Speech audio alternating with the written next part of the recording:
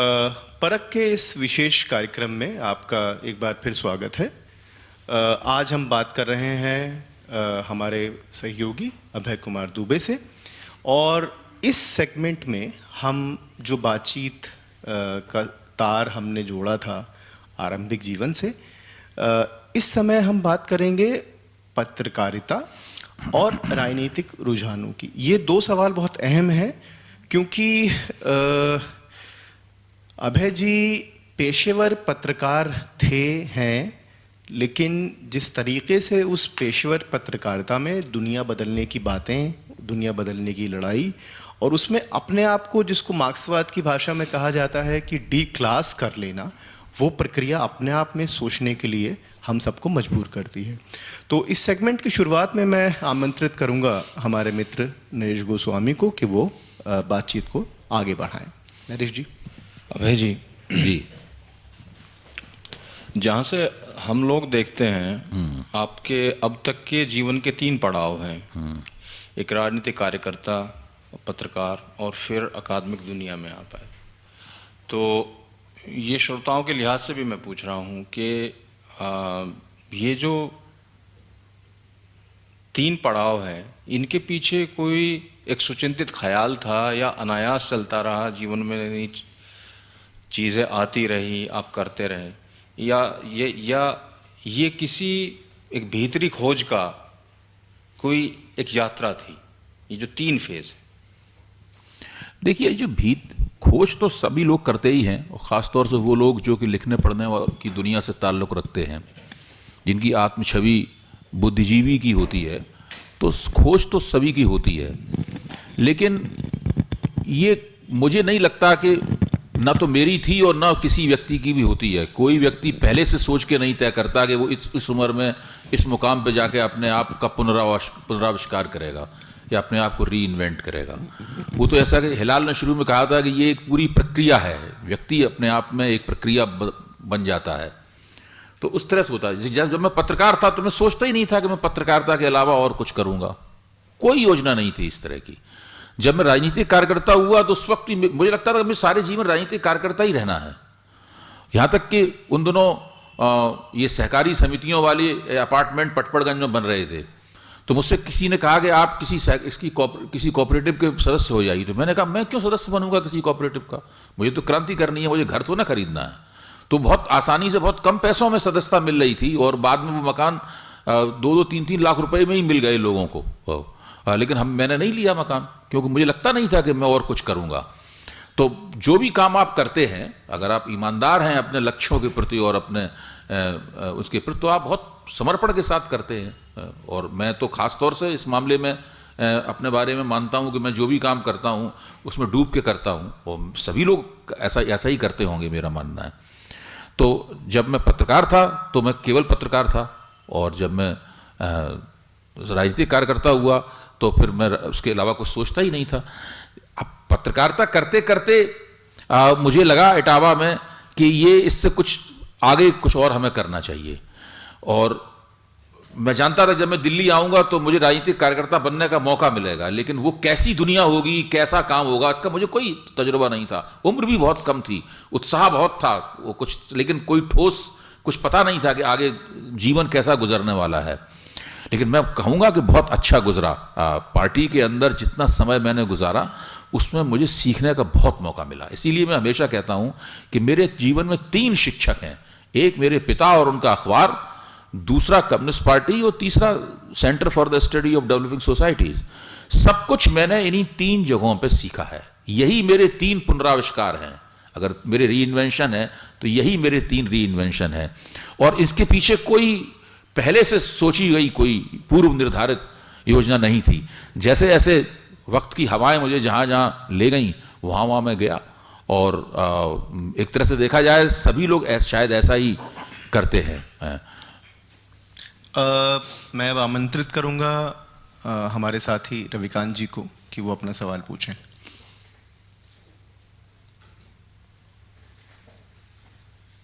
हाँ, ये पिछले हम लोग बात कर रहे थे अभय जी कि राजनीति जो हो रही थी, वामपंथ की राजनीति जिससे आप जुड़े हुए थे, तो उस पार्टी की एक पहचान थी कि उसको चमार पार्टी कहा जाता था।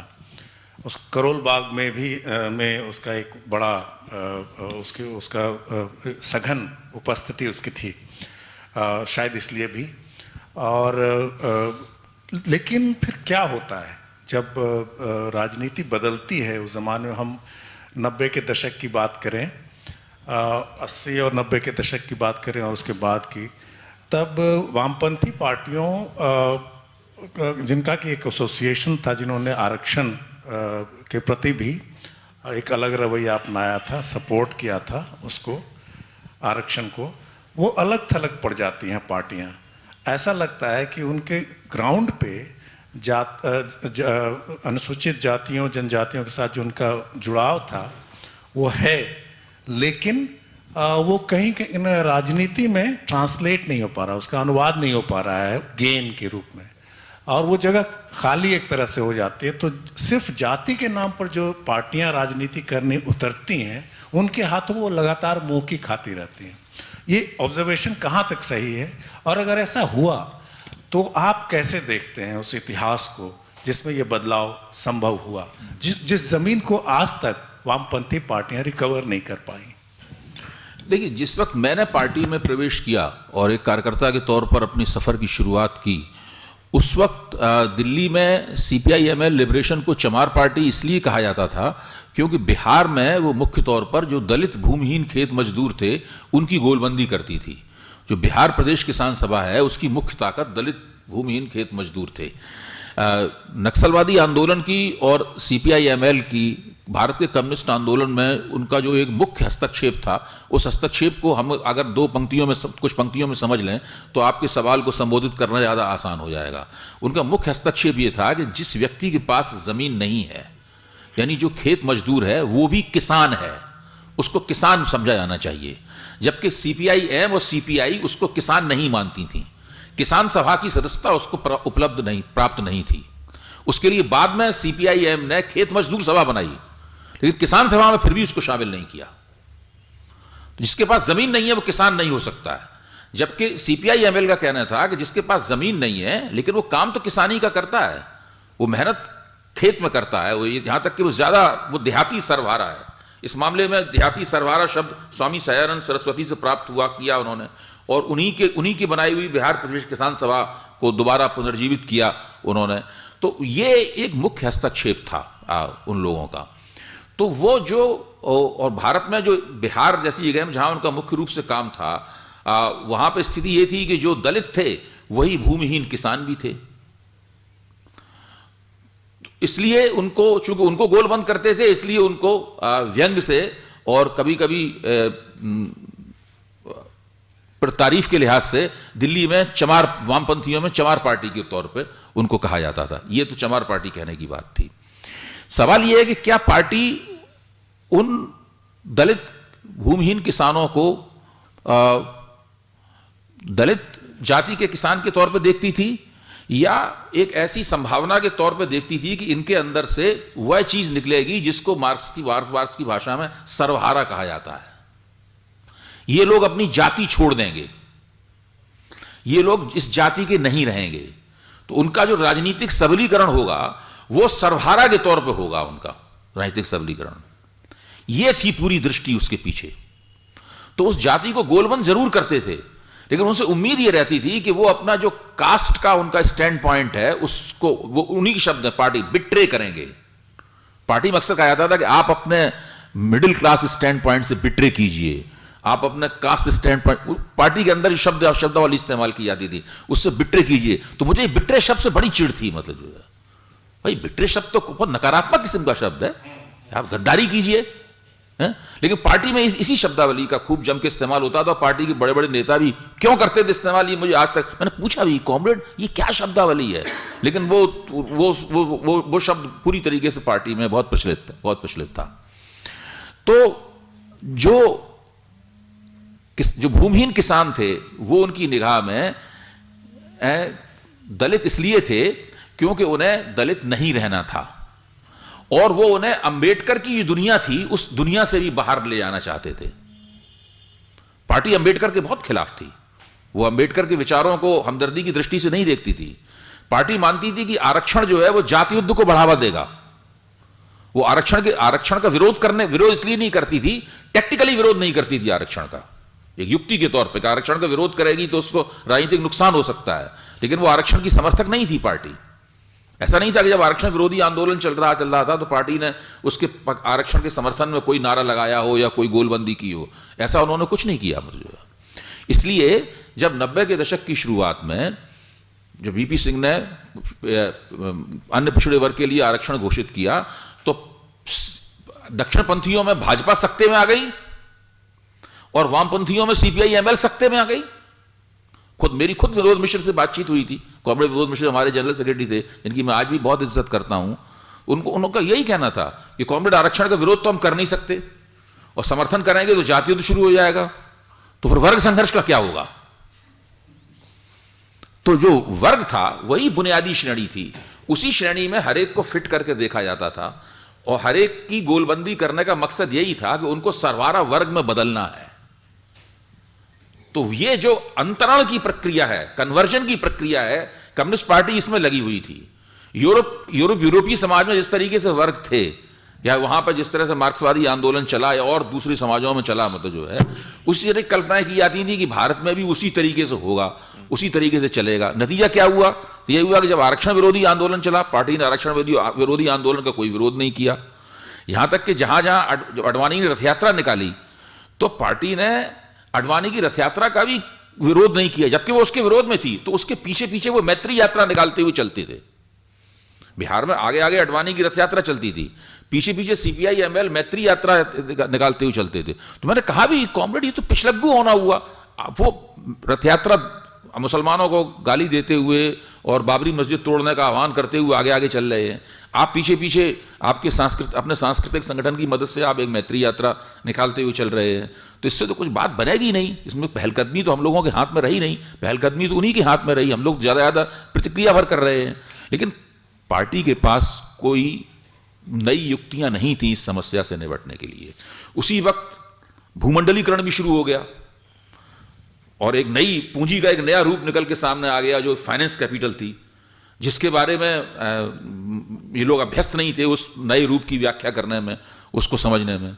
आरक्षण भी शुरू हो गया और राम मंदिर आंदोलन भी शुरू हो गया और भूमंडलीकरण भी शुरू हो गया। एक साथ 3 बिल्कुल नए किस्म की बातें शुरू हो गई और सीपीआई एमएल को नहीं पता था कि इन बातों से कैसे निपटा जाए। इसीलिए वो एक बहुत बड़े गतिरोध का शिकार हो गई। और जो आरक्षण की मांग से जो माहौल बना, उसमें जो पिछड़ी जातियों का जो उभरता हुआ नेतृत्व था, जो बिहार में खासतौर से लालू यादव के हाथ में था और नीतीश कुमार जैसे लोगों के हाथ में था, वो लोग जनता के बहुत बड़े नेता बनते चले गए। तो पार्टी ने चुनावी राजनीति के जरिए इसमें हस्तक्षेप करने की कोशिश की। सीपीआई एमएल ने नीतीश कुमार की समता पार्टी थी उसके साथ में गठजोड़ कर लिया और वो चुनाव उसमें लालू यादव ने बहुमत प्राप्त किया है। उस चुनाव में ये लोग लालू यादव के खिलाफ नीतीश कुमार और जॉर्ज फर्नांडिस के साथ गठजोड़ करके लड़े। दिल्ली में लोगों ने प्रेस कॉन्फ्रेंस भी की उसके लिए। और उस चक्कर में क्या हुआ, लालू यादव ने कहा ये लोग तो ब्राह्मणवादी हैं सब। तो जो लोग दलितों की गोलबंदी करते थे उनको ब्राह्मणवाद के आरोप का सामना करना पड़ा और वो उस आरोप का बहुत ही कोई ऐसा समझ में आने वाला और तुरंत यकीन दिलाने वाला जवाब भी नहीं दे पाए। राजनीति का खेल कुछ इस तरीके से चला। तो बिहार के अंदर खुद बाद में विनोद मिश्र ने लिबरेशन में एक आर्टिकल लिखा, इसमें उन्होंने माना कि हम लोगों की पीठ दीवार से लगी हुई है और हम लोग बिल्कुल अपने अस्तित्व को बचाने के लिए, उस चुनाव के बाद में जिसमें लालू यादव को पूर्ण बहुमत प्राप्त हुआ था, हम लोग अपने अस्तित्व को बचाने के लिए संघर्ष कर रहे हैं। उसके बाद से मेरा मानना यह है कि सीपीआई एमएल का काम जो है वो लगातार गतिरोध का शिकार होता चला गया। आजकल मैं कहता हूं कि वो लोग मेहनत बहुत कर रहे हैं, लेकिन वो ऐसी कदमताल है जो अपनी जगह पे की जाती है। पसीना बहुत निकलता है लेकिन कोई अग्रगति उसके अंदर नहीं होती। इससे जुड़ा हुआ एक और सवाल अभय जी, वो ये है, और फिर मैं आपको दोबारा 80 के मध्य में लेके जाना चाहूँगा, 80 के दशक के जी। सवाल ये है कि दिल्ली के परिप्रेक्ष्य में यदि रखकर देखा जाए क्योंकि मैं शायद इससे ज़्यादा वाकिफ़ हूँ, मार्क्सिज्म अपने आप में एक ऊपर चढ़ने की सीढ़ी भी था। अपने आप को मार्क्सिस्ट कहकर, अपने आप को मार्क्सवादी कहकर आप अपने आप को प्रगतिशील भी दिखा सकते थे, अपने आप को ज़्यादा पढ़ा लिखा भी बता सकते थे, और एक तरीके से एक किस्म का एलिटिज़म को भी आप स्थापित कर सकते थे। और ये एलिटिज़म सिर्फ पत्रकारिता में नहीं था, हम सभी जानते हैं कि ये एलिटिज़म जो था ये एकेडमिया में भी था, हमारे विश्वविद्यालयों में भी था, कि एक पूरा खेमा होता था जो अपने आप को मार्क्सवादी कहता था। तो इस तरह से जो सांस्कृतिक पूंजी की राजनीति होती थी, और ये जो वर्ग था जो अपने आप को मार्क्सवादी कहता था, मैं केवल दिल्ली के बारे में बात कर रहा हूँ, तो क्या आपको नहीं लगता कि एक समय के बाद आप भी इसमें शामिल हो गए? एक सवाल तो ये है। और जब आप इसमें शामिल हो गए तो क्या आप अपने आप को ये नहीं पाते कि ये उस समय का फैशन था, और उस फैशन में आपके पास में क्योंकि एक ख़ास किस्म की सांस्कृतिक पूंजी थी जिसका इस्तेमाल आपने किया और आप उसमें शामिल हो गए? ये सवाल इसलिए थोड़ा सा दिलचस्प हो जाता है कि अगर हम इस सवाल को इस नज़र से देखें कि जो आपकी आलोचनाएं हैं, और ख़ास तौर से अगर मैं ये क्रांतिक आत्मसंघर्ष दोबारा से पढ़ूं, तो वो कौन सी आपकी बातचीत में आपका जो अपना प्रस्तुतिकरण है अपने व्यक्तित्व का, उसमें एक नेतृत्व वाली बात है। हम सभी इस बात को जानते हैं। वो नेतृत्व वाली बात जो है वो कम्युनिस्ट आंदोलन में जब आपकी सक्रियता थी तो वो नेतृत्व वाले स्तर पर क्यों नहीं गई? आप क्यों उस जगह से निकलकर दोबारा बौद्धिक एक्टिविज्म में आ गए? वो क्या कारण थे कि होल्टाइमरी के उस युग में, जबकि आपने सब कुछ छोड़ दिया है, आपको एक चीज़ से असंतोष है, और उस असंतोष को उस असंतोष के बाद आप समझ भी रहे हैं कि असंतोष क्या है, तो आप क्यों उसको केवल बौद्धिक स्तर पर रख पाए? आप क्यों उसमें सक्रिय तौर पर, राजनीतिक तौर पर आपने हस्तक्षेप नहीं किया? देखिए, आपकी बातें मुझे कुछ पुरानी बातें याद करने की तरफ ले जा रही हैं। जहाँ तक दिल्ली में जो मार्क्सिस्ट अभिजन का आपने जिक्र किया, मेरा इन लोगों से कभी कोई ताल्लुक नहीं रहा। एक भी जीवन में एक भी बार मैं इन लोगों की गोष्ठियों में नहीं गया, इन लोगों के साथ मेरा कोई सोहबत नहीं रही। विश्वविद्यालय प्रणाली से मेरा कोई वास्ता रहा नहीं, आप खुद ही कह चुके हैं, और बात सही भी है। दिल्ली के किसी विश्वविद्यालय, किसी कॉलेज का मैं पढ़ा हुआ नहीं हूँ। वहाँ भाषण देने के लिए बुलाया जाए तो मैं जाता हूँ, वरना कोई मेरा ताल्लुक नहीं है उससे। यहाँ तक कि मैं बहुत ठीक से अभी विश्वविद्यालयों को जानता भी नहीं हूँ दिल्ली के। और जो दिल्ली में मार्क्सिस्ट होने से जो लाभ मिलने चाहिए थे, ना मैं उन लाभों का कभी उम्मीदवार रहा, ना मैंने कभी कोशिश की, और ना मैंने उनकी कभी ज़रूरत महसूस की। जब मैंने दिल्ली में पत्रकारिता शुरू की तो मार्क्सिस्ट होना, मैं जिस तरह के अखबार में था वह मार्क्सिस्ट होना एक तरह का नुकसानदेह बात थी। वहां मेरे नाम के साथ दुबे लगा हुआ है, यानी जो एक बताता है कि ये एक ब्राह्मण परिवार में पैदा हुआ है, उसका लाभ तो मुझे जरूर मिला होगा, मैं ये मानता हूं। लेकिन मार्क्सवादी होने का लाभ जो है मुझे कोई नहीं प्राप्त हुआ, क्योंकि पूरे के पूरे जनसत्ता के स्टाफ में मार्क्सवादी कोई था ही नहीं। इससे पहले मैं दिल्ली प्रेस में कुछ दिन मैंने काम किया, 6-7 महीने पहले, तो वहाँ तो और भी दूसरे किस्म का माहौल था। वहाँ तो बहुत ही गैर राजनीतिक किस्म का माहौल था। 3-4 महीने मैंने एक पब्लिशर के यहाँ भी काम किया, शुरुआती जब नौकरी कहीं मिल नहीं रही थी। जनसत्ता में आने से पहले करीब 8-9 महीने ऐसे गुजरे जब बहुत 2 छोटी मैंने नौकरियाँ की, तो वो वहाँ भी कोई किसी किस्म का माहौल नहीं था। वहाँ तो सिर्फ ट्रांसलेशन ही करना पड़ता था केवल। तो मेरा कहना यह है कि मार्क्सिस्ट होने का अगर कोई इलीट किस्म का कोई लाभ हो सकता है तो जरूर होगा, आप कह रहे हैं, मैं उससे परिचित नहीं हूं। योगेंद्र यादव मुझसे अक्सर ये कहते थे कि जेएनयू के मार्क्सिस्ट किस तरह के होते हैं, वो शराब पीते हैं, वो सिगरेट पीते हैं, या वो ये करते हैं, वो करते हैं, बहुत सारी बातें वो कहते थे। तो मैं उनसे हमेशा हैरत में भर के पूछता था, लेकिन मैं जिस पार्टी में था वहां तो ये कुछ होता ही नहीं है। हमारी पार्टी में बिल्कुल अलग माहौल था।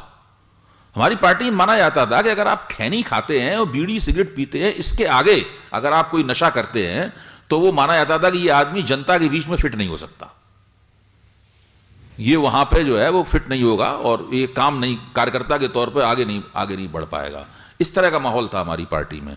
तो मेरा मार्क्सिस्ट एक्टिविज्म है, उसकी प्रकृति, उसकी संरचना दिल्ली का जो मार्क्सिज्म था उससे बिल्कुल अलग तरह की थी। जहां तक नेतृत्व का सवाल है, मैं तो पार्टी में कदम रखते ही मुझे नेतृत्व में शामिल कर लिया गया। दिल्ली में आने के कुछ दिनों बाद ही मुझे जो जो राष्ट्रीय जन मोर्चा बनाने के लिए जो तैयारी समिति थी, उसमें मैं आनंद स्वरूप वर्मा के साथ सक्रिय हो गया। मुझे अच्छी तरह याद है कि उस दिनों रजनी कोठारी PUCL के राष्ट्रीय अध्यक्ष थे, और हम लोगों ने ये तय किया था कि रजनी कोठारी के पास हम जाएंगे, उनसे निवेदन करेंगे कि वो हमारी जो स्थापना कॉन्फ्रेंस है, स्थापना सम्मेलन है, उसका उद्घाटन करें। तब पहली बार हम लोग गए थे, पहली बार प्रोफेसर कोठारी से हम लोगों की मुलाकात हुई, उन्होंने सहमति भी दी और गए। तो उन दोनों हम लोग VM तारकुंडे, गोविंद मुखौटी जो कि मानवाधिकार नेता थे, और रजनी कोठारी जैसे लोग, और लोकायन संस्था, प्रोफेसर DL शेठ लोकायन चलाते थे। तो इन सब लोगों के बीच में एक बुद्धिजीवी होने के नाते पार्टी की तरफ से मुझे कहा गया, स्वामी अग्निवेश है, इन सब लोगों के बीच में मैं सक्रिय रहता था। और इन लोगों के साथ सक्रिय रहने में मुझे किसी किस्म का कभी कोई लाभ नहीं हुआ, क्योंकि लाभ के लिए मैं उनके पास गया भी नहीं था, न वो मुझे इस रूप में देखते थे कि इसको कोई लाभ पहुंचाया जा सकता है या क्या हो सकता है। एकमात्र लाभ CSDS का मुझे तब हुआ जबकि मेरी नक्सलवाद की ऊपर ये किताब छप गई।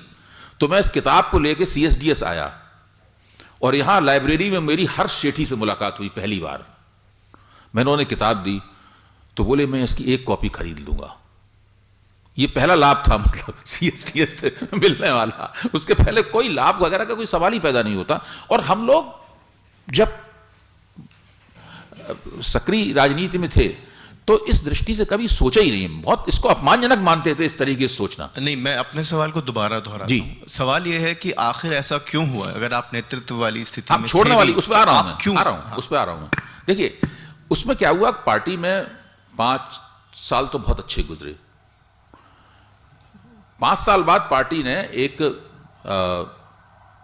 फैसला किया, सांगठनिक फैसला किया कि इंडियन पीपुल्स फ्रंट का जो दफ्तर है वो दिल्ली से हटाकर कलकत्ता में क्रीक रो में ले जाया जाएगा। कलकत्ता में क्रीक रो एक जगह है, वहां ले जाया जाएगा। और मैं दफ्तर का सारा कामकाज देखता था। उसका दफ्तर वहां पर रैगरपुरा में था, मैंने ही किराए पे लिया था, वो मेरा ही, मतलब शुरुआती मैंने की थी उसकी। तो जब ऐसा हुआ तो मैंने फिर पार्टी से कहा कि मैं क्रीक रो नहीं जाना चाहता, मैं दिल्ली में रहना चाहता हूं। अगर आप जोर डालेंगे तो मैं चला जाऊंगा कलकत्ता, लेकिन अगर आप चाहें तो दिल्ली में पार्टी का काम मैं करता रहूंगा, इंडियन पीपुल्स फ्रंट का। तो पार्टी ने मेरी बात मान ली। और लेकिन यहां पर काम करने के लिए कुछ ज्यादा था नहीं। ज्यादा काम तो बिहार जाना होता था और बंगाल जाना होता था, वहां काम था। तो चूंकि यहां पर काम करने के लिए ज्यादा नहीं, तो पार्टी ने मुझसे खुद ही कहा अब आप ऐसा कीजिए, अब अखबारों वगैरह में लिखने लगिए। आप तो पत्रकार हैं, आप तो अखबारों में लिख सकते हैं आसानी के साथ में, अखबारों वगैरह में लिखने लगिए। और पार्टी मुझे 500 रुपये महीने देती थी, तो वो 500 रुपये महीने भी मेरे बंद कर दिए गए और कहा गया कि अखबार में लिख के आप कमा लीजिए। तो फिर मैं अखबारों में लिखने लगा, जनसत्ता में लिखने लगा, न भारत टाइम्स में लिखने लगा, भू भारती में लिखने लगा, खूब लिखने लगा। तो 500 से क्या, 500 से बहुत ज़्यादा पैसे कमाने लगे। तो मैंने और दूसरे पार्टी की कॉमरेडों की उससे कुछ थोड़ी मदद भी की। तो उस चक्कर में क्या हुआ कि मेरा एक कदम पत्रकारिता की दुनिया में आ गया। उसी दौरान कुछ प्रश्नों पर मतभेद शुरू हुए। वो मतभेद कोई कड़वे तल्ख मतभेद नहीं थे, कोई ऐसे अंतर्विरोध नहीं थे इनको आप एंटेगोनिस्टिक कंडक्शन बोलते हैं, शत्रुतापूर्ण अंतर्विरोध कहते हैं। वो मतभेद ये थे कि पार्टी ने कहा कि भाई हम एक सांस्कृतिक संगठन बनाना चाहते हैं। तो उस सांस्कृतिक संगठन के लिए हम लोगों ने खूब कोशिश की, चंदा किया और बना सांस्कृतिक जन संस्कृति मंच बना। उसी जन संस्कृति मंच का कोई अधिवेशन करना चाहते थे। उस वक्त तक मेरे दिमाग में एक बात आई, जो अध्ययन वगैरह करने के दौरान आई, कि ये जो सांस्कृतिक संगठन है पार्टियों के, और मैंने उनका इतिहास पढ़ा तो मैंने पाया कि ये कभी भी कामयाब नहीं रहे और इनका दरअसल संस्कृति की उन्नति में कोई योगदान नहीं होता है। पार्टी अपने समर्थकों का एक जमावड़ा बना लेती है और उससे अपने लिए समर्थन की घोषणाएं करवाती रहती है। दरअसल इस पूरे सांगठनिक गतिविधि का कविता में, कहानी में, संगीत में, चित्रकला में, संस्कृति की जितनी भी अभिव्यक्तियां हैं उनमें किसी किस्म का कोई योगदान इसमें नहीं होता है। तो यह सवाल मैंने उठाया पार्टी के अंदर। मैंने कहा कि ये जो आप संगठन बना रहे हैं, मुझसे कहा गया कि आप दिल्ली से उसमें डेलीगेट बन के चले जाइए। मैंने कहा मैं डेलीगेट बन के नहीं जाऊंगा। क्यों? क्योंकि मुझे उसमें यकीन नहीं है। क्यों यकीन नहीं है? तो मैंने उसका कारण बताया। तो उन्होंने कहा ठीक है, आप इस पर अपने पूरा अपना लेख लिख के दीजिए। तो मैंने इसके ऊपर एक लंबा लेख जो मैं सोचता था, और उस लेख का मुख्य तर्क यह था कि कम्युनिस्ट पार्टियों को सांस्कृतिक संगठन नहीं बनाने चाहिए। और उसमें पूरा तजुर्बा सारी दुनिया का जो हुआ है, उस तजुर्बे की मैंने व्याख्या की थी कि इससे कोई फायदा नहीं होता है। ये एक बिल्कुल बेकार की कार्रवाई है, इसको आपको छोड़ देना चाहिए। कम्युनिस्ट पार्टी एक पॉलिटिकल ऑर्गेनाइजेशन है और उसको अपने वो काम करे, ये संस्कृति संगठन में क्या करती। तो इस बात पे कॉमरेड विनोद मिश्र से और दूसरे लोगों से बहुत निजी तौर पे बहुत बहसें हुई। मैंने पार्टी के नेताओं से कहा कि आप 5 शास्त्रीय गायकों के और 5 हिंदुस्तान के जो चित्रकार हैं, पेंटर्स, नाम बता दीजिए तो मैं मान लूंगा कि आप संस्कृति के क्षेत्र का नेतृत्व करने का आपको अधिकार है। वो वास्तव में नहीं बता पाए और नाराज भी हो गए, कैसी बात करते हो, ये क्या बात रही। तो ये इस तरह की बहसें हुई मेरी उनसे। तो जब मैंने वो लेख लिख के दिया तो उस लेख को बहुत दिनों तक तो ये लोग रोके रहे, उन्होंने छापा नहीं, शायद उसका जवाब लिखने की तैयारी करते रहे। वही हुआ वास्तव में, उस लेख को बाकायदा उसके जवाब के साथ छापा गया। कई लोगों ने उसके जवाब लिखे उस लेख के जो है। तो वो एक बहुत बड़ा मतभेद था। फिर दूसरा मतभेद कब हुआ, राजेंद्र यादव ने एक बार मुझे बुलाया हंस के दफ्तर में, पहली बार हंस के दफ्तर में तभी गया। राजेंद्र यादव ने कहा कि आप कम्युनिस्ट पार्टियों में स्त्रियों की स्थिति क्या है, इसके ऊपर एक लेख लिखिए। तो मैंने कहा इसके लिए मुझे पढ़ना पड़ेगा, मैंने तो आज तक इस पर पढ़ा नहीं है कुछ भी। कि नहीं आप पढ़ के लिखिए अगर लिख सकते हैं। तो मैंने कम्युनिस्ट पार्टियों में उसकी अध्ययन करना शुरू किया कि चीन में क्रांति हुई, उस वक्त स्त्रियों के साथ क्या हुआ, रूस में क्रांति हुई, उसमें स्त्रियों के साथ क्या हुआ, टीटो के स्त्रियों के बारे में क्या विचार थे, ये सब चीजें पढ़ी। तो मैंने पाया कि कम्युनिस्ट पार्टी में तो स्त्रियों की स्थिति बहुत खस्ता है। फिर तेलंगाना आंदोलन का इतिहास पढ़ा, उसमें तो गजब कर दिया। उसमें जो औरतें कंधे से कंधा मिला के लड़ी, उन सबसे हथियार रखवा लिए, उनको चूल्हा चक्की के लिए पार्टी ने आदेश देकर चूल्हा चक्की करने के लिए भेज दिया उन सब औरतों को जो छापामार औरतें थी। तो मैंने हंस में एक लेख लिखा, उसका शीर्षक था परिवार से हारती पार्टी, जो मतलब पूरे सारी दुनिया में कम्युनिस्ट आंदोलन और भारतीय कम्युनिस्ट आंदोलन समेत उसका एक मूल्यांकन करने की कोशिश की थी। इससे पार्टी में बहुत नाराजगी पैदा हुई, भाई ये बंदा क्या कर रहा है, ये तो बड़ा अच्छा आदमी था, सब बातें मानता था, सारे काम मेहनत से करता था, अब ये इस तरह की बातें करने लगा। पहले संस्कृति के सवाल पे उसने कहा, अब ये इस सवाल पे करने लगा। उसके बाद क्या हुआ कि ये करोल बाग में एक बापू भवन जगह है, जो कि रिटायर्ड दलित अफसरों का संगठन है, जो रिटायर्ड IPS दफ्तर होते हैं जो अम्बेडकरवादी। तो उन्होंने एक विट्ठल भाई पटेल हाउस में एक सेमिनार आयोजित किया और सेमिनार का शीर्षक था मार्क्स, गांधी एंड अम्बेडकर करके, और उसका रजनी कोठारी को उद्घाटन करना था और PC जोशी को उसकी अध्यक्षता करनी थी। और मुझसे कहा गया कि आप इसमें एक पर्चा लिखिए, निमंत्रण मिला मुझे उसमें, क्यों मैंने हंस में एक अम्बेडकर पे एक लेख लिखा था। वसंत मून ने अम्बेडकर की जीवनी लिखी थी, उस जीवनी की समीक्षा मैंने लिखी थी उसमें। उसका शीर्षक था अम्बेडकरवाद की पहेलियां करके, रिडल्स ऑफ हिंदुइज्म की तरफ से मैंने लिखा था अम्बेडकरवाद की पहेलियां। तो वो लेख उन्होंने पढ़ा होगा, तो फिर मैं पर्चा लिख के वहां ले गया और मैंने उसमें पर्चा पढ़ा। तो उस पर्चे से भी पार्टी संतुष्ट नहीं हुई। पार्टी को लगा भाई ये तो सब ऐसी बातें कर रहा। उन्हीं दिनों रजनी कोठारी की किताब मेरे हाथ पड़ी, जिसमें जाति के सवाल पर रजनी कोठारी की जो मशहूर थीसिस है वो मैंने पढ़ी, पॉलिटिक्स इन इंडिया है वो पढ़ी। तो मैंने उस थीसिस को केंद्र में रख के वहां पार्टी में बहस करनी शुरू की लोगों से। तो वो सारी बातें बहुत उन लोगों को नागवार गुजरी। लेकिन इसके बावजूद पार्टी से मेरे संबंध कभी भी कड़वे नहीं रहे, कभी भी मित्रतापूर्ण संबंध ही रहे, क्योंकि सारी बातें विचारों के स्तर पे थी, कोई झगड़ा फसाद तो था नहीं। जो है धीरे धीरे कर पार्टी के साथ में इन तमाम सवालों के ऊपर, जाति के सवाल पर, स्त्री के सवाल पर और संस्कृति के प्रश्न पर मतलब जो है वो एक तरह का अलगाव जो है वो दूरी बनती चली गई। और फिर धीरे धीरे स्थिति ये हुई कि फिर मैं केवल एक ऐसा पत्रकार रह गया जिसकी हमदर्दी मार्क्सवाद लेनिनवाद के साथ थी। पार्टी का जो होल टाइमरी का कार्ड था वो आज भी मेरे घर पर रखा हुआ है वो कार्ड मेरे पास रह गया। फिर एक दिन पार्टी की तरफ से एक लेटर आया कि आपका हमारे साथ अब कोई संबंध नहीं है। मैंने कभी नहीं इस्तीफा दिया। उन्होंने भेजा कि आपका मेरे साथ कोई संबंध, या इसी किस्म का कोई लेटर था। मैं ठीक से, बहुत पुरानी बात हो गई, अब कौन याद रखता है इन बातों को, ऐसी तरह की भाषा थी। उसके बाद ठीक है, फिर भी मैं पार्टी ने शकरपुर में दफ्तर खोल लिया था, मैं वहाँ जाता रहा, कॉमरेड लोगों से मुलाकात भी होती रही। एक बार उन्होंने पत्रकारों को संगठित करने का मुझे काम भी दिया, वो शायद काम मैं ठीक से नहीं कर पाया। बहरहाल क्योंकि मेरी प्राथमिकताएं बदल चुकी थी। तो कुल जमा बात यह है। एक सवाल और उसके बाद में अगर कोई और सवाल अभी है तो हम वो ले सकते हैं। एक अंतिम सवाल है जो कि अगले सेगमेंट में जाने में हमें मदद करेगा। सवाल ये है कि और ये 1990 के दशक के मध्य में ये सवाल काफ़ी था और आसान सवाल है। मार्क्सवाद की वो समझ जो कम्युनिस्ट पार्टी से आ रही थी या केवल वो कम्युनिस्ट पार्टीज़ के बीच में भी नहीं, मार्क्सवाद की एक बुनियादी समझ जो एकेडमिया में भी मौजूद थी, उसको लेकर चुनौतियां नई से नई आती रहीं।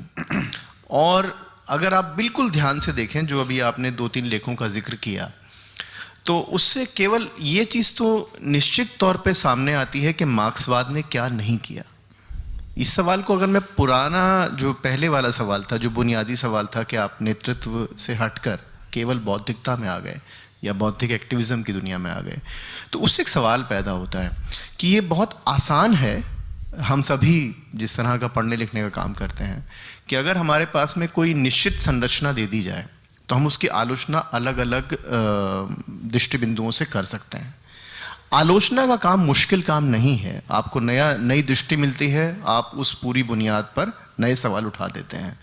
सवाल उठाना बहुत अहम है, लेकिन राजनीति, और ये सवाल आपसे बहुत अहम हो जाता है। किसी और व्यक्ति से यदि मैं सवाल पूछता तो मुझे लगता कि ये ऑक्सफोर्ड का सवाल है, इसको छोड़ देते हैं, लेकिन आपसे ये सवाल अहम हो जाता है कि एक चीज़ है दुनिया बदलना, या एक चीज़ होती है कि समानता स्वतंत्रता के ऐसे विचार को लेना कि एक दिन ऐसा आएगा कि सब कुछ अच्छा हो जाएगा। तो कविराज ने एक बहुत अच्छा लेख अभी हाल फिलहाल में लिखा है, इन सर्च ऑफ पैराडाइज, जन्नत का ख्याल।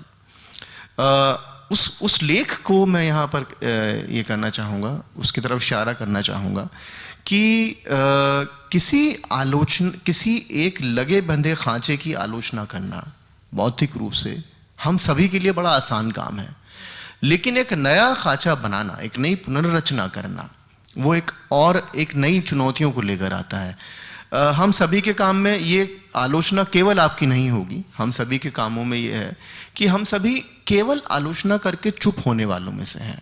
अभी हाल फिलहाल में जितनी भी नई किताबें आई हैं इन विषयों के ऊपर, उसमें आलोचनाएं तो बहुत हैं, लेकिन जो पुनर्रचना है, और ये सवाल आपसे अहम इसलिए हो जाता है क्योंकि आपने अपनी ज़िंदगी का एक बहुत बड़ा वक्फा दुनिया बदलने के ख्वाब को देखने में गुजारा है। तो आप इसको कैसे देखते हैं? देखिए, हम लोग जब राजनीतिक सक्रियता में थे तो बहुत सी बातें परस्पर व्यापी यानी मिली जुली थी, इतनी हम उनको अलग अलग करके साफ तौर पर नहीं देख पाते थे। जैसे समाज बदलना, सरकार बदलना, ये दो वैसे अलग अलग बिल्कुल बातें हैं साफ तौर पे। ये मेरी बहुत देर में समझ में आया।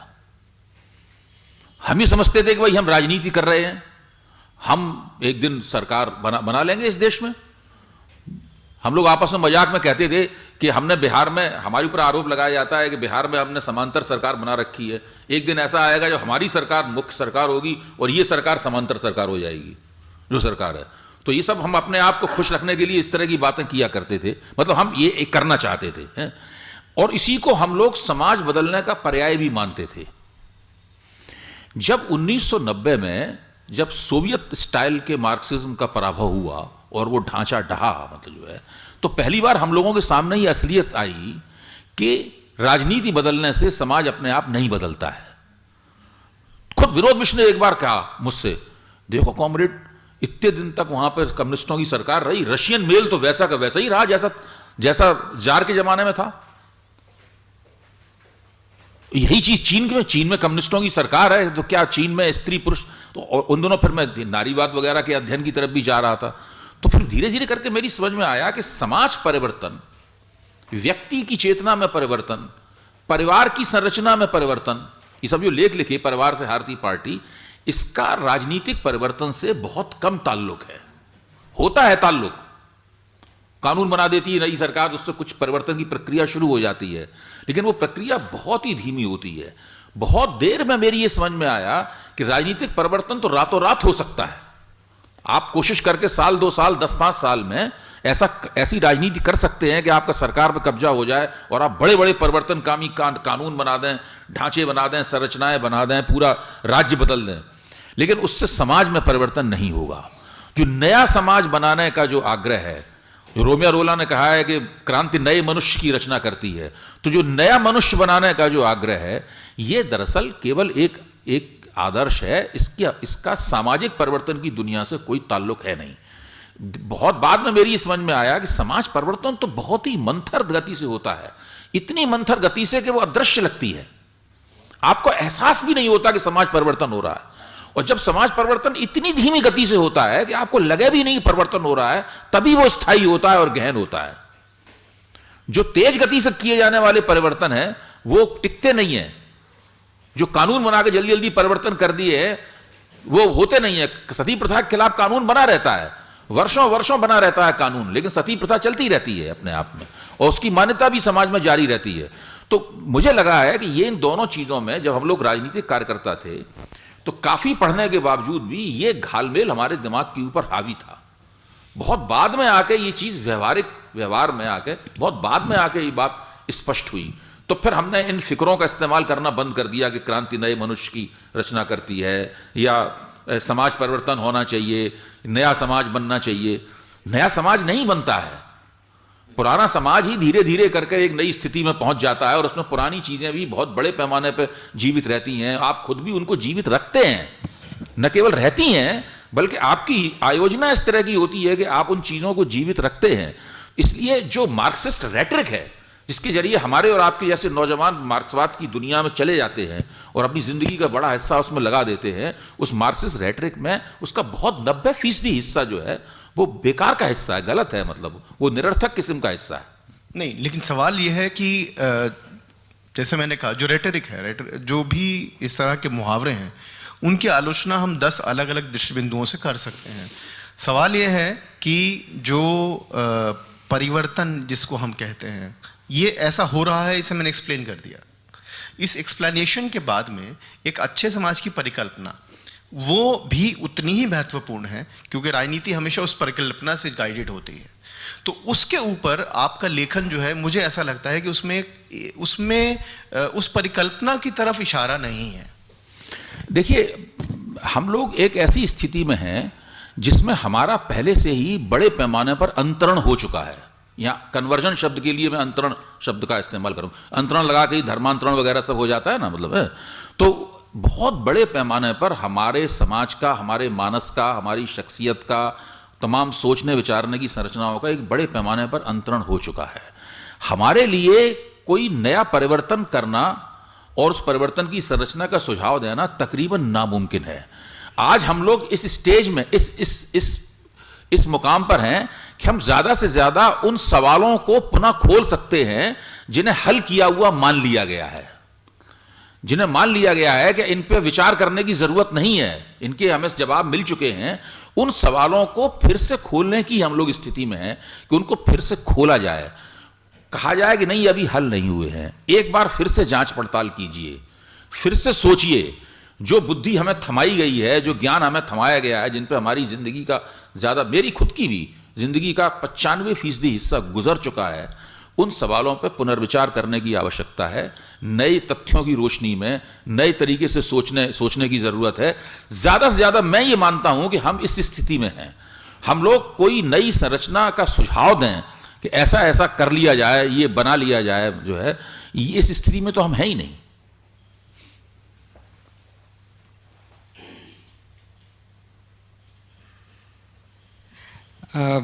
मैं आपके राजनीतिक कार्यकर्ता की हैसियत से जो आपकी ज़िंदगी रही, उसी के बहाने राजनीति के कुछ पहलुओं पर आपसे सुनना चाहता हूँ जी। वो ये है कि बेसिकली हम बात कर रहे थे सपने दिखाने की, कि जो सपने होते हैं या कि कल्पना का समाज या भविष्य का समाज कैसा हो, और ये हर तरह की राजनीति में होते हैं और कम्युनिस्ट राजनीति की भी थी कि भाई हम ऐसा समाज बनाएंगे।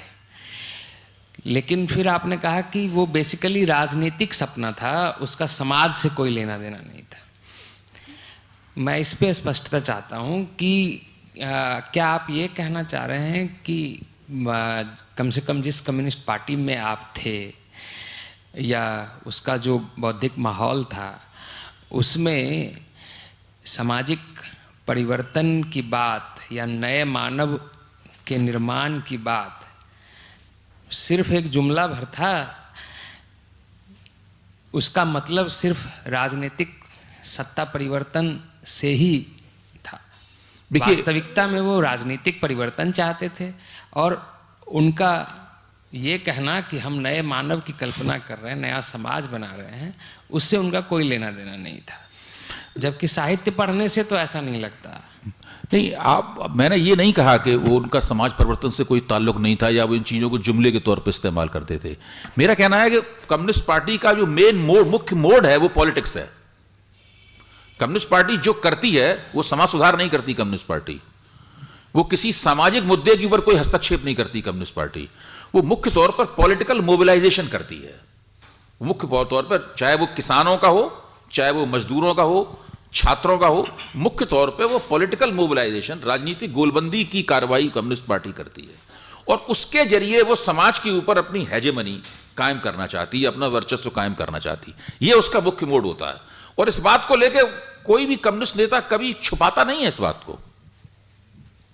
होता यह है कि हम उससे, हमारी अपेक्षाएं कम्युनिस्ट पार्टी से क्या हैं ये अलग हैं। कम्युनिस्ट नेता किस तरह सोच रहा है ये अलग बात है। आप किसी भी जनरल सेक्रेटरी के स्तर के कम्युनिस्ट नेता से बातचीत कीजिए, इसके बारे में उसे कोई किसी किस्म का उसके दिमाग में भ्रम नहीं होता। वो सी कहता है कि हमारा काम पॉलिटिकल है, वी आर पॉलिटिकल बीइंग। हम लोग दिन रात पॉलिटिक्स करते हैं, हम सोशल रिफॉर्म की पार्टी नहीं है। हमारा सामाजिक मुद्दों के ऊपर हम कोई वो नहीं करना चाहते। विनोद मिश्र ने भी मुझसे साफ तौर पर कहा, नहीं कॉमरेड, हमारा काम ही पॉलिटिक्स करना है। और है क्या हमारा काम? तो कम्युनिस्ट पार्टी पॉलिटिक्स करने के जरिए समाज में जितना परिवर्तन हो सकता है उतना परिवर्तन करना चाहती है, और जो अपने आप में पॉलिटिक्स करने के जरिए हो जाएगा, उसके लिए कोई विशेष योजना उसके पास हो, उसके लिए कोई विशेष प्रयास उसके पास हो, इसमें उसकी कोई दिलचस्पी नहीं है। आप उठा के कम्युनिस्ट पार्टियों की जो राजनीतिक सांगठनिक रपटें होती हैं, जो वो अपनी कांग्रेस में या अपने राष्ट्रीय अधिवेशन में पेश करते हैं, आप उनकी 10-5 रपटें पढ़ लीजिए। उन रपटों में क्या होता है? उनमें यही होता है। तो जिस चीज है क्या कि कम्युनिस्ट पार्टी के इर्द गिर्द और मार्क्सवाद के इर्द गिर्द कुछ सांस्कृतिक छवियां गढ़ी गई हैं। इस तरह की कविताएं आपको तैरती हुई मिलेंगी। सुनो साथियों, रूस पुराना, गले फूस सा खूब जला, उसी आग से जगमग करता लाल सितारा भी निकला। हमने एक पुराना समाज नष्ट कर दिया है, और उसमें से एक नया समाज जो है लाल सितारे के रूप में निकल आया है। वास्तविक यथार्थ ये कि ऐसा तो कहीं हुआ नहीं है। जो क्रांति हुई है उस क्रांति की भी एक रोमांटिक और काव्यात्मक छवि पेश की गई है। जिस तरह फ्रेंच रिवॉल्यूशन की सारी क्रांतियां टिकती इसीलिए हैं। फ्रांसीसी क्रांति की भी इसी तरह छवि पेश की गई थी, रूसी क्रांति की छवि भी इसी तरह पेश की गई है, चीनी क्रांति की छवि भी इसी तरह पेश की गई है। उसके जो अच्छे रोमांटिक और भावोद्रेक से भरे हुए जो पहलू होते हैं, उन पहलुओं के इर्द गिर्द एक मिथक शास्त्र रचा जाता है, और हम सब लोग उस मिथक शास्त्र को आत्मसात कर लेते हैं, ग्रहण कर लेते हैं, और उसी के साथ फिर उसमें अपना योगदान भी करते हैं अपनी तरफ से। हम भी, क्यों हमने उसे अपनाया है तो उसकी लगातार उसके बचाव करते रहना भी हमारा काम है। तो वो तो फिर एक पूरी प्रक्रिया है कि हम उसको अपनाते हैं, फिर उसका बचाव करते हैं, और फिर उसमें अंदर समाते और चले जाते हैं। उसके प्रति आलोचनात्मक दृष्टि से देखना बहुत मुश्किल बात है। एक बार जब आप उस कक्षा में घूमने लगते हैं, उस ऑर्बिट में घूमने लगते हैं, तो उसको तोड़ के निकल पाना जो है, जिसको हमारे मित्र आदित्य निगम कहते हैं कि पलायन वेग चाहिए, उसके लिए एस्केप वेलोसिटी चाहिए, वो बहुत कम लोगों को ही उस पर एस्केप वेलोसिटी नसीब हो पाती है। तो मैं ये नहीं कह रहा हूं कि वो फिक्रे के इस्तेमाल करते थे, वो एक पूरा विचार तंत्र है, और उस विचार तंत्र को भावात्मक दृष्टि से उसको पुष्ट करने के लिए एक पूरी माइथोलॉजी है, और वो बहुत शक्तिशाली है। हर व्यक्ति में स्वाभाविक रूप से अपने वर्तमान के प्रति क्षोभ होता है, हम सब में होता है, एक छोटे से बच्चे में भी होता है, अजान बच्चे में भी होता है। मार्क्सवाद उस क्षोभ का इस्तेमाल करता है। उस क्षोभ का इस्तेमाल करके मार्क्सवाद व्यक्ति के अंदर अपनी पहुंच बनाता है, और फिर वो लोग मार्क्सवादी दायरे में नौजवान लोग चले जाते हैं। एक बार चले जाते हैं तो फिर क्या क्या होता है इस सब के बारे में आप लोगों को पता ही है। बहुत बहुत शुक्रिया अभय भाई। इस सेगमेंट को हम यहीं पर रोकेंगे, और हम सभी अगले सेगमेंट में, जहां पर अभय भाई ने जो बात ख़त्म की है कि मार्क्सवाद कैसे आकर्षित करता है नवयुवकों को, ये बात मुझे ऐसा लगता है कि केवल मार्क्सवाद के बारे में नहीं कही जा सकती है। कोई भी विचारधारा अलग अलग तरीके से असंतोष को दिखाकर अपनी ओर आकर्षित करती है। और क्योंकि हमारा अगला सेगमेंट भी इसी पर है, तो बातचीत को हम इसी मोड़ पर छोड़ते हैं और आपसे फिर अगले सेगमेंट पे मुलाकात होगी। बहुत बहुत शुक्रिया।